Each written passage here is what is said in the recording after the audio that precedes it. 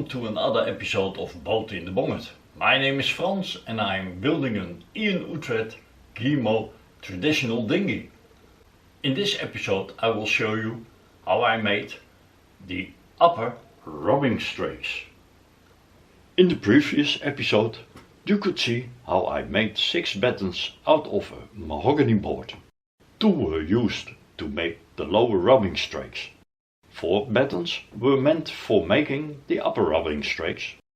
The battens were cut to the desired width on the bandsaw.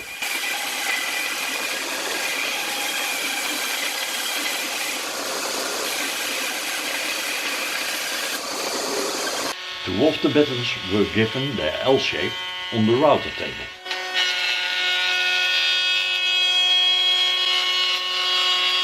Here you see the results. The L-shaped battens were clamped against the shear strake.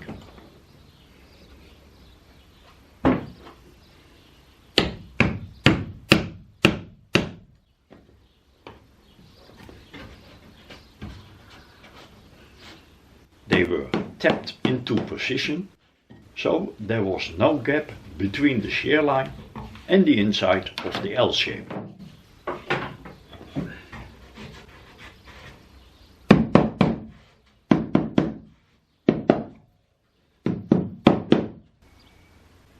The stem end of the batten was cut, filed and planed so it would align correctly with the stem.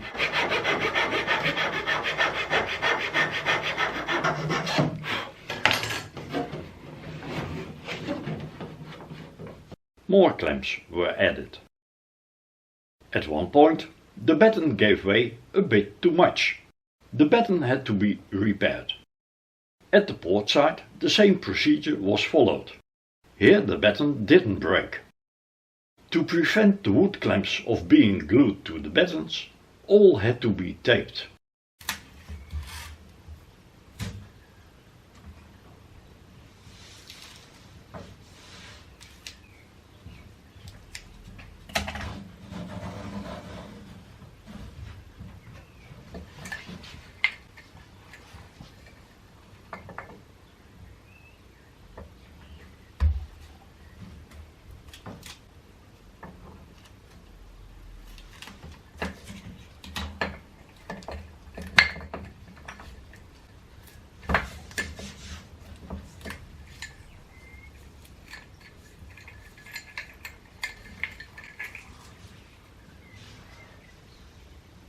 You might have seen her popping up behind the boat and wondered who she is. Hello everyone, my name is Lianne and Frans is my father and I'm visiting from Copenhagen where I live normally. And I was just looking at how he was building his boat and I was just curious if I could help. Proud to have such a daughter. Then we both went on applying tape.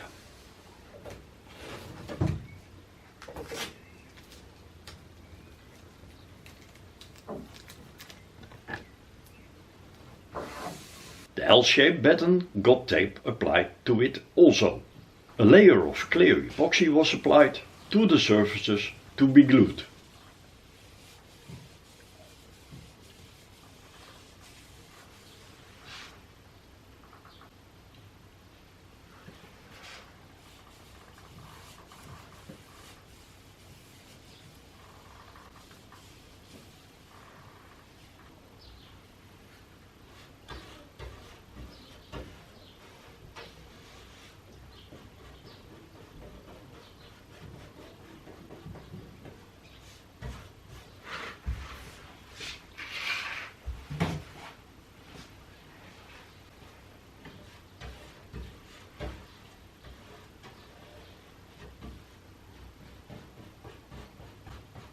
Thickened epoxy was applied on the inside of the L-shaped batten only.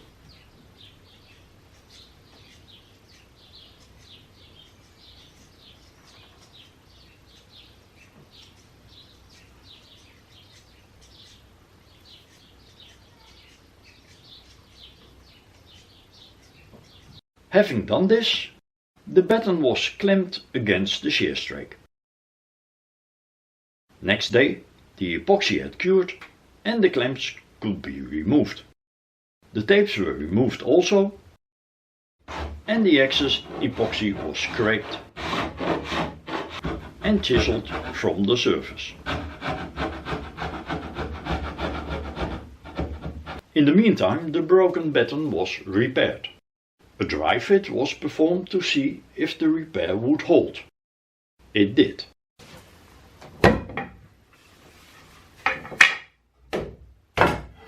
So, after unclamping the batten,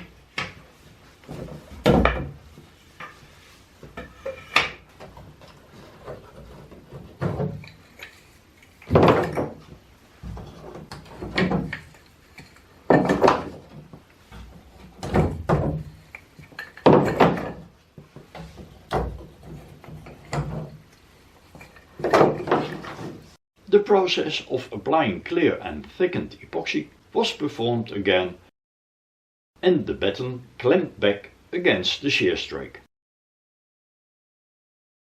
A day later the batten was unclamped.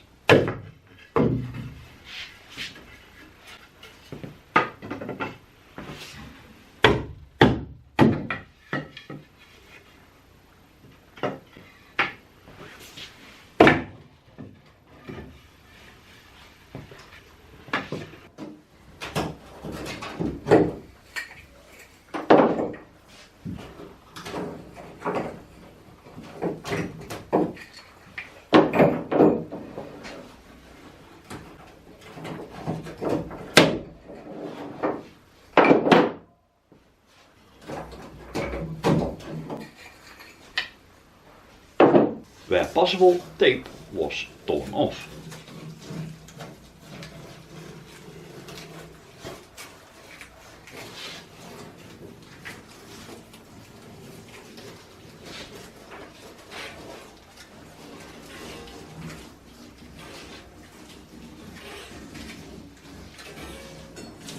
Where not possible, tape along with excess epoxy was scraped off. The double at the repair spot was planed and scraped to remove it. Next, the second halves of the upper rubbing strake were dry fitted.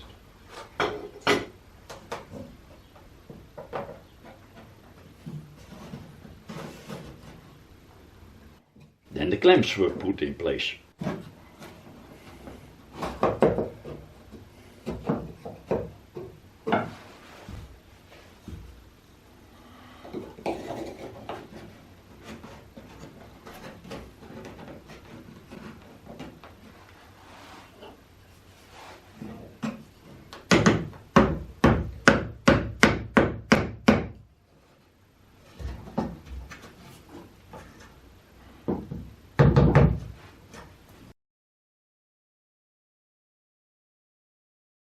The same was done at the starboard side. Plug holes were drilled in the transom and stem sides of the battens, followed by drilling holes to put the screws in.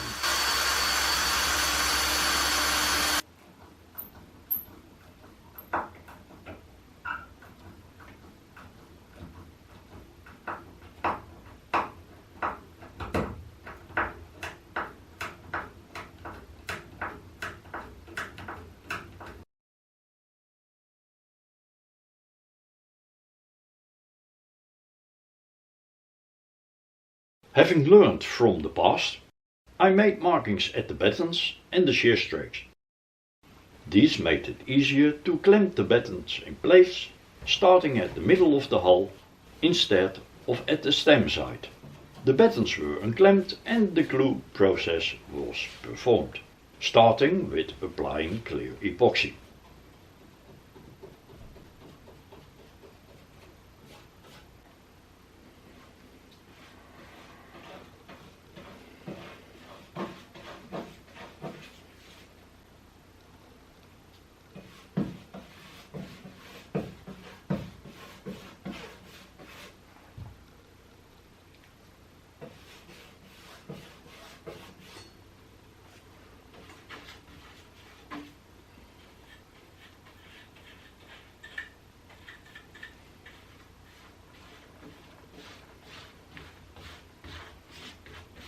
Then the thickened epoxy was applied.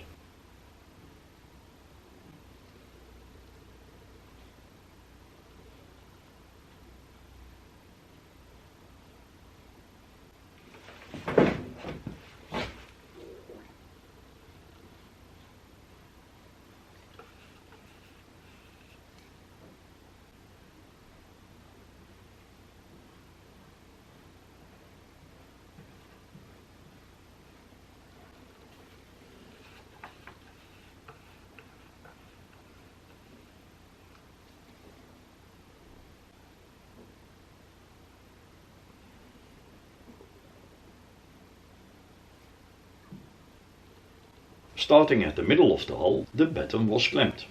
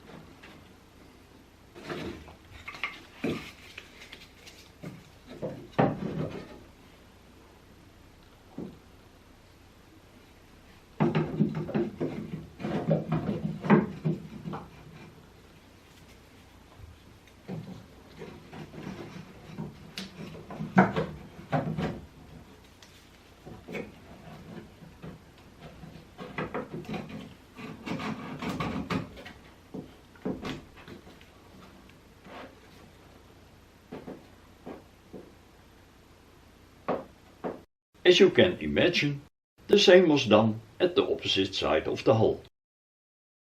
Next day, the battens were unclamped.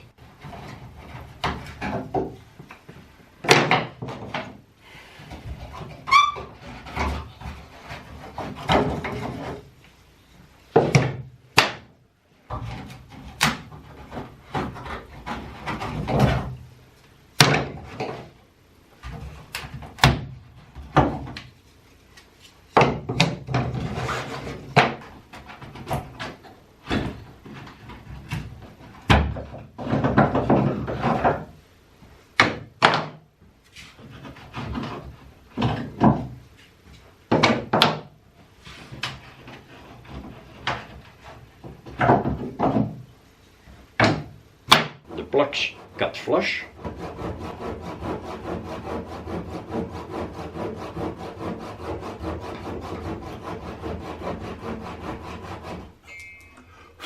The overhanging batten parts of the transom side were shortened. The plugs at the stem side also were made flush to the batten. The stem ends of both battens were given the same shape as the lower rowing strakes. Excess epoxy was scraped from the bottom side corners of the rowing strakes.